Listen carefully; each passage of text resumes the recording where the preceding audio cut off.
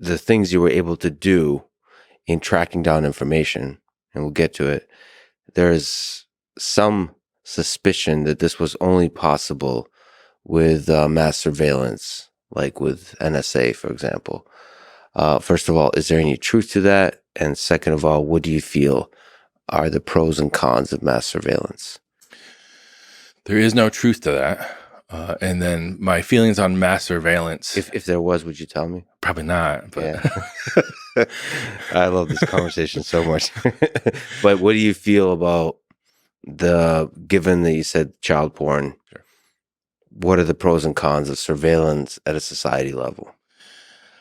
I mean, nobody wants to give up their privacy. I say no one wants to give up their privacy, but I mean, I used to have to get a search warrant to look inside your house. Yeah. Or I can just log onto your Facebook and you've got pictures of all inside your house and what's going on.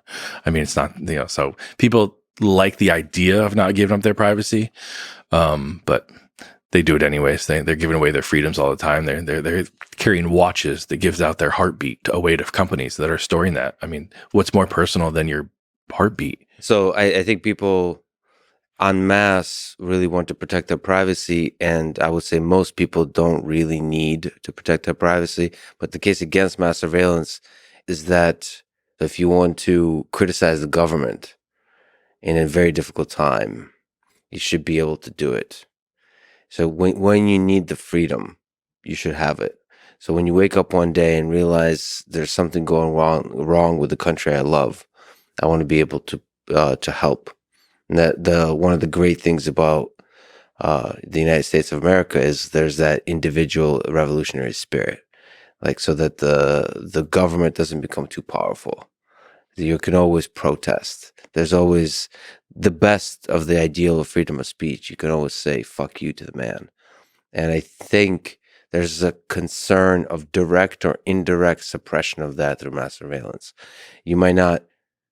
Is that little subtle fear that grows with time that why bother criticizing the government? It's going to be a headache. I'm going to get a ticket every time I say something bad, that kind of thing. So it can get out of hand. The bureaucracy grows and the freedoms slip away. That's the criticism, right?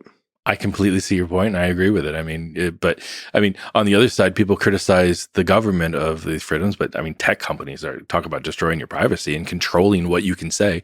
I realize they're private platforms, and they can decide what's on their platform, but they're taking away your freedoms of what you can say. And we've heard some things where maybe government officials were in line with tech companies to take away some of that freedom, and I agree with you. That gets scary. Yeah, there's something about government that feels, maybe because of the history of human civilization, maybe because tech companies are a new thing, but just knowing the history of abuses of government, there's something about government that enables the corrupting nature of power to take hold at scale more than tech companies, at least what we've seen so far.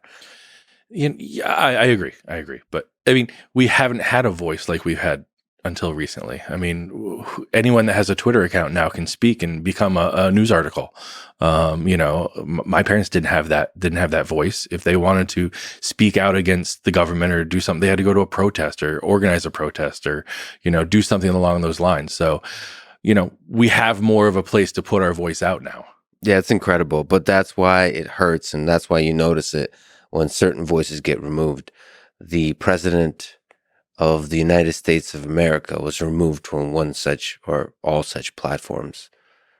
And that hurts. Yeah, that's crazy to me. That's insane. That's insane that we took that away. But